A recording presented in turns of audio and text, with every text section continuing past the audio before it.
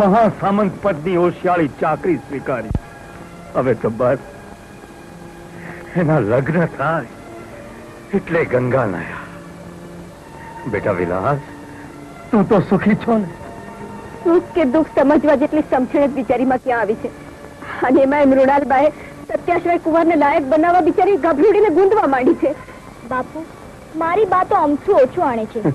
મૃણાલબાની આજ્ઞા પ્રમાણે ધ્યાન, સાધના અને તપશ્ચર્યાથી મારામાં એકાગ્રતા, શાંતિ ને સ્વસ્થતા આવી જાય છે. એક 16 વર્ષે બનેલ વિધવા એક 16 વર્ષની કન્યાને પોતાના જેવી બનાવવા માંગે છે. બાપુ, તમે મૃણાલબાને કહેશો તો જરૂર મુંજને જોવાની રજા આપશે. ભલે, જરૂર કહીશ બેટા. બા, સવારીની બધી તૈયારીઓ કરવાનો હુકમ આપ્યો.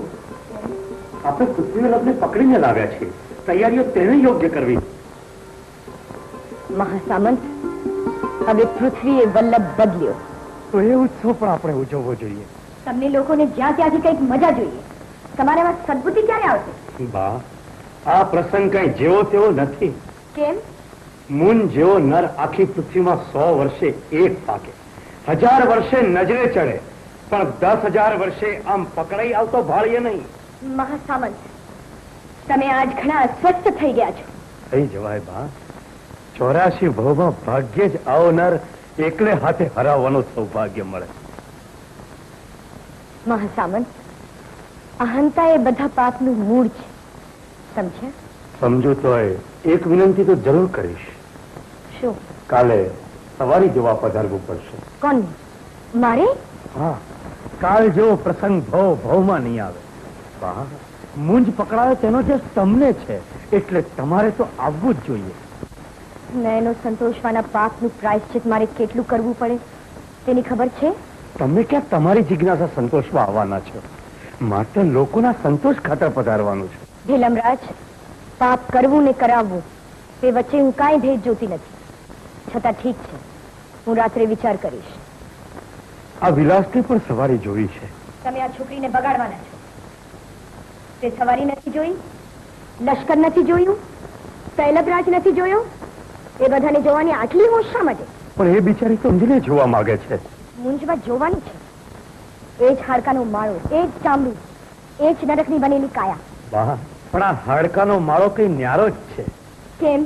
એના જેવું રૂપ મેં બીજું જોયું નથી. રૂપ રૂપ રૂપ શું ગાંડા કાઢું છું?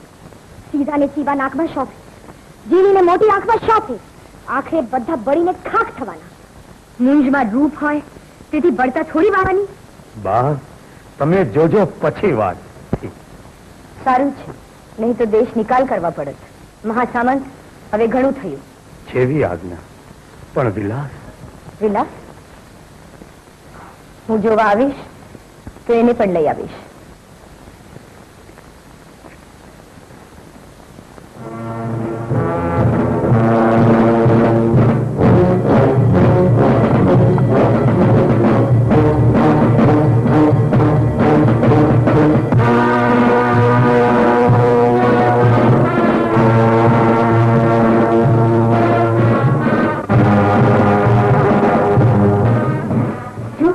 કવિઓ શું કહ્યું?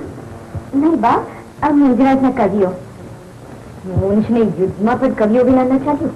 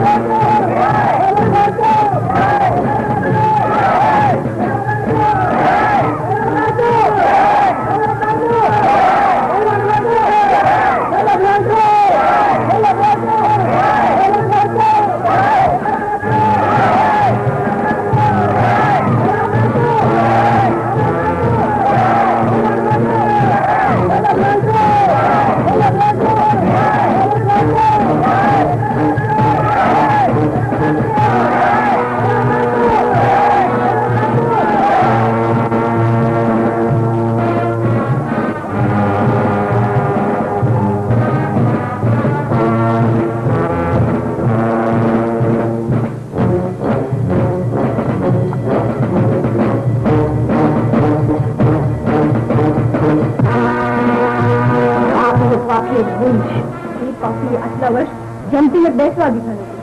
પણ ભાઈએ એની કીર્તિ આજ ધૂળમાં રોજ સત્યની જીત થઈ. આ સત્યનો અવતાર હાર્યો.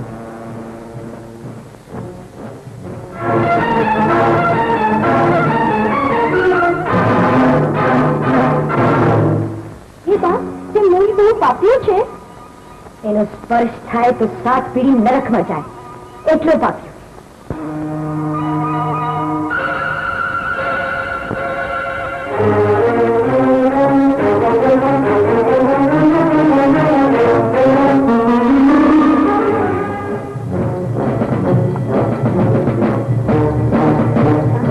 જરા જુઓ તો કેવો અદ્ભુત પુરુષ છે. શું એનું રૂપ છે. જરાક રૂપ જોયું કે ગાંડી થઈ. જરા વારમાં બધી તાલીમ દીકરી ગઈ. લક્ષ્મી, તું નહોતી કહેતી આવું જોવા ગુંજ દેખાય છે ખરેખર. લક્ષ્મી, હજુ બધું તો ઠીક, પણ વગાડવો સહેલ નથી. એવી લોકવાયકાને લાત મારી હું જોઈશ કે મુંજનો ગર્વ કેમ રહે છે. તમે હા, ક્યાં પૂર્યો છે એને? રાજમહેલના ભયરામાં. વારું, આજ સાંજે છું એને મળીશ. બોલો, બીજાનું શું કરવું છે? મારી સેવા કરવા તૈયાર હશે એટલા યોદ્ધાઓ અને સામંતો જીવશે, બાકીના પૂરા થશે. યોગાજ, તમારે જે માંગવું હોય તે માગી લ્યો. તમે ઈચ્છતા હતા તેમ બા પણ હાજર છે. એ સેવાનો જેટલો બદલો વાળો એટલો ઓછો છે. મેં બદલા માટે કાંઈ નથી કર્યું. છતાંય તિલકરાજની ખુશીનો ખ્યાલ કરવો એ તમારી ફરજ છે, માટે માગી લ્યો. બા, તમે કહો છો તો માંગુ છું એટલું જ કે કુંવર સત્યાશ્રય સાથે મારી દીકરી વિલાસનું તુરત જ લગ્ન થાય. એ તો ક્યારનું નક્કી થઈ ચૂક્યું છે ને લગ્નનું મુહૂર્ત પણ જોવાઈ ગયું છે. બીજું માંગો જેનાથી તમે રાજી થાઓ. શાબાશ ધ્રુલમ, પૃથ્વી વલ્લભને જીતવાનો યશ તને મળ્યો. હવે તને ભરવી સમજી એક ભલામણ કરું છું. ખેસ પકડાયેલા મારા કવિઓની જાળવણી કરજે, એનો વાળ પણ વાંકો ન થાય. મને જ રાજી કરવા માંગતા હો તો મૃણાલબા, માળવાના કવિઓને જીવતા જાતા કરો. માગી માગીને માંગણ માગ્યા? મને તો બેનું હસવું આવે છે. એક તો મુંજને યુદ્ધમાં એ કવિઓ વિના ન ચાલ્યું, ને બીજું તમે એ કવિઓને બચાવવા નીકળ્યા. ક્ષમા કરજો બા, મારા પૂર્વજો કવિગણ ત્રાતા કહેવાતા. એ બિરુદની પત રાખવા બીજું તો કાંઈ નથી કરી શકતો, પણ એક તક મળી છે, આપી લઉં છું. પણ કવિઓ જેવા જંતુઓને જીવતા છોડાવીને શું કરશો? આપ કહો તે, મારે એનું કામ નથી.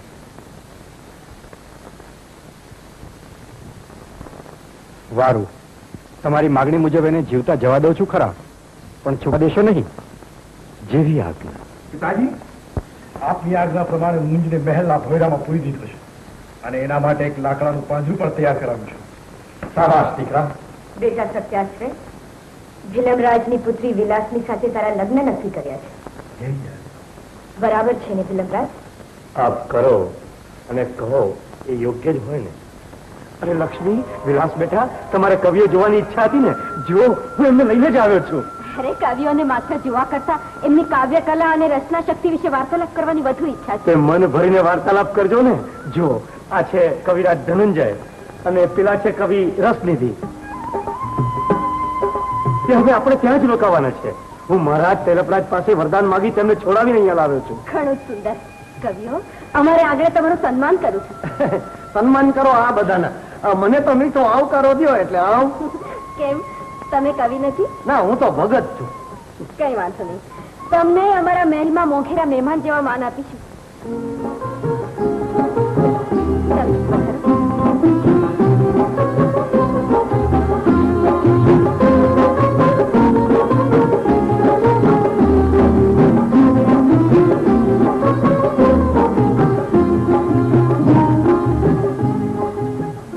મારી એક વિનંતી માન્ય રાખો તો કહું. બોલો બોલો. હું ભગત માણસ, મને આ મહેલમાં રહેવું નહીં ફાવે. ખાલી ગોબાજાડી થશે. તો તમારે ક્યાં રહેવું છે?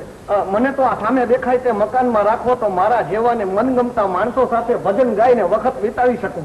અરે, એ તો અમારા મહેલના ચોકિયાતોના નાયક સોંડા નાયકનું મકાન છે. અરે સોંડા નાયક. જી મહારાજ. જો, આ ભગતને તમારા ભેગા રાખજો. મહારાજ બેટા મહારાજ મારે ત્યાં તો હું ગયો જી જેવી આજ્ઞા. ધન્યવાદ. હા, તમારે ત્યાં મંજીરા વગાડીએ. હા હાલો હાલો. જો કેદી મહેમાન ભીમનો હુકમ થયો એટલે હું તમને અહીંયા લઈ આવ્યો. બાકી તમે મારા ઘરમાં રહો ને એ મને જરાય પસંદ નથી. ભાઈ મને ખબર છે હું પરાઈને પરોણો થયો છું, પણ આ પારકો પરદેશ છે, એમાં કોકને તો પોતાનું કરવું જોઈએ ને. એ પોતાનું કરવા હું જ તને જડ્યો. મને ખબર તમારા ઘરમાં મારું પોતાનું કંઈક પડ્યું હોય છે, એટલે તમને પોતાના કરવાનું મન થયું. કુદરતની ગોબાજાડીની કોને ખબર. ખબર ન હોય તો કઈ નહીં, પણ ઈ યાદ રાખજે હું સોંડો નાયક છું. સૈલભ રાજે તને છોડી દીધો, પણ મારા ઘરમાં જરાય ગરબડ થઈ ને તો તને જીવતો નહીં છોડું. હા ભાઈ જીવવાની તો જાજી તમા નથી, પણ ગરબડની ગોબાજાડીએ નહીં મરવું એની ચિંતા કરશો માં. ચિંતા તો હવે તારે કરવાની છે. બને એટલો આ ઘરમાંથી વહેલો બહાર નીકળી જા અને રહેવા માટે બીજું ઘર ગોતી લેજે, સમજો. જેવી સોંડા નાયકની ને. અને જો આવું ત્યારે ટુકડો રોટલો દે એ ખાઈ લેજે, ફળિયામાં પડ્યો રહેજે અને લોટકે પાણી પી લેજે. અને નાવા ધોવા ઈ તો હું નદીએ જઈશ, આમે ઘરમાં મને ફાવતું નથી. ને આ ઘરમાં ન ફાવે એટલા માટે આવી મહેમાન ગતિ થાય છે. ઈ તો જેવા જજમાન એવો મહેમાન, ને જેવો મહેમાન એવી મહેમાન ગતિની ગોબાજાડી. હવે આ તંબુરો ને મંજીરા ક્યાં રાખવું ઈ કયો. મંજીરા ગળે લટકાવો અને આ તંબુરો ખંભે લટકાવો. ભાઈ એવું છે ને, એમ કરવાથી રાત્રે હોવું નહીં ફાવે, ગોબાજાડી થશે. તો જ વહેલા ભાગશો ને. નાયકજી હા વ્રત વ્રત પણ તું અહીં હું કામ આવી? તને ના પાડી છે કોઈ જવાન જણ સામે તારે પ્રગટ ન થવું. પણ મેં તમને મારી પાસે બોલાવવા માટે ઘણા ગુપ્ત ઈશારાઓ કર્યા, પણ તમે સમજ્યા જ નહીં ને, એટલે મારે પ્રગટ થવું પડ્યું.